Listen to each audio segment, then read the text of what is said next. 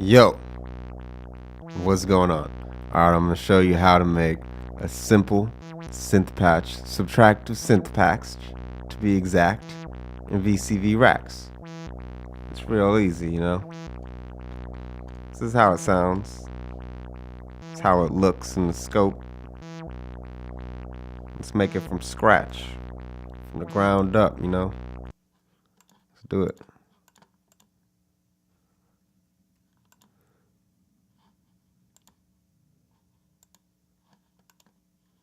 Alright, let's start with an amp.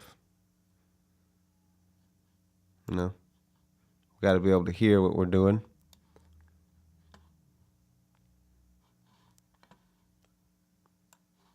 Actually, I'm going right here. And then let's get an oscillator. You know, it's the core of all things. You know, things go up, things go down. Life's a roller coaster. It's just the way things are. That's how our oscillator sounds. It's a sine wave. You want to hear how it looks? See how it looks? Let me show you.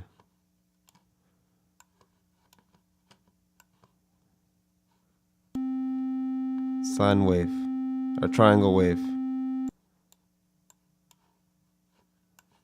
That's how a sine wave looks and sounds. That's how a saw wave looks and sounds. And of course, the square wave with the pulse width modulation.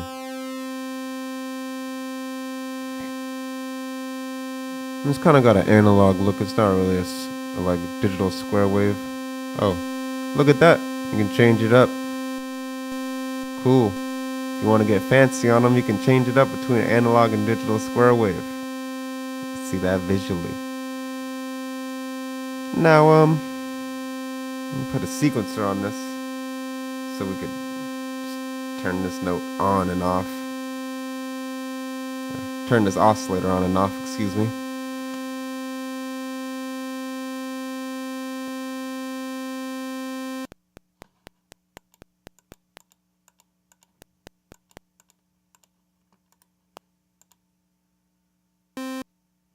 You got to put this on re-trigger, by the way.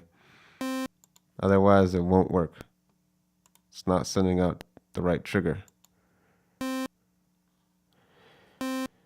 Cool.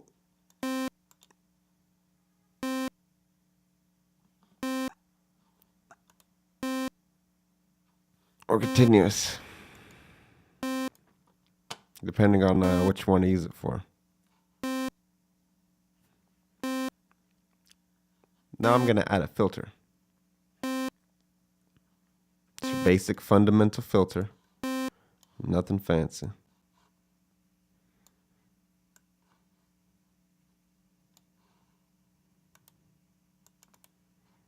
Oops.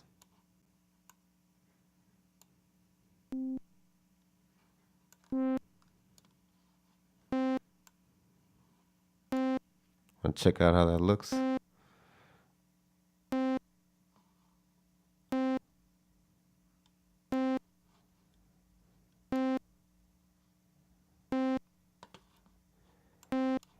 Into it's kind of weird, just a little like stale sounding. What if I want to affect this sound and make it play for a longer amount of time? Whoops. I'm gonna add an envelope to do that. So now the gate is triggering the envelope instead of the amplifier.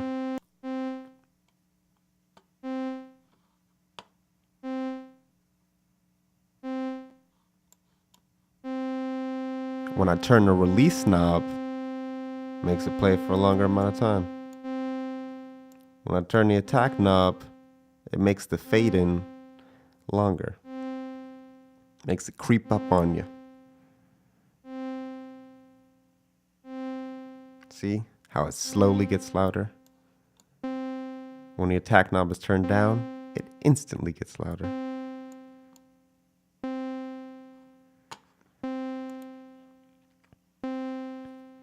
One last thing, a lot of basic synths, they got an LFO, low frequency oscillator.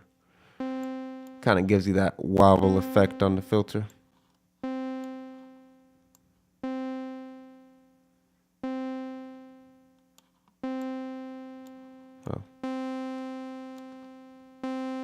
When I turn this knob, it's how much the LFO affects the filter.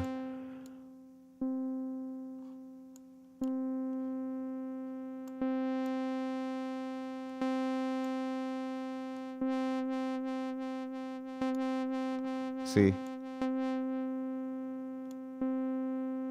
Now the LFO isn't affecting the filter at all. Turn up the CV to frequency amount. Affects the filter's frequency. The LFO was affecting the filter's frequency.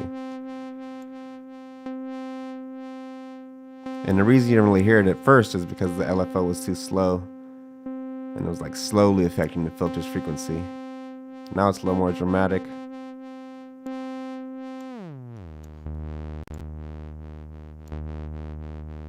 And we got that classic like dub bass, I don't know, droney sound. And I guess one last thing, the volts per octave on the VCO. That's the that's like what note the oscillator's playing. It's what note the synthesizer or instrument is playing, the virtual instrument.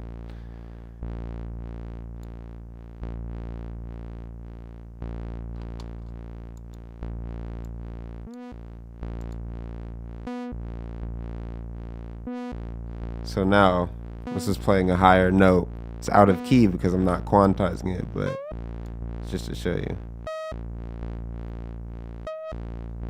Now our VCO can play different pitches. There we go, that's the word.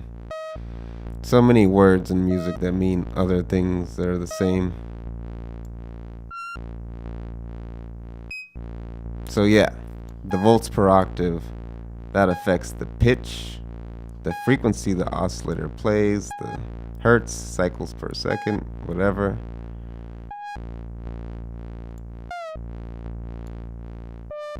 The frequency of the filter affects the timbre of the instrument.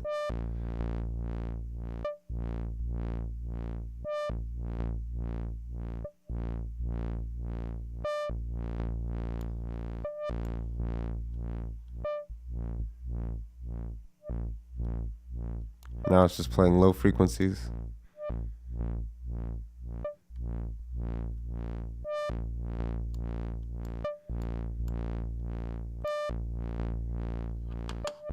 Turn it up.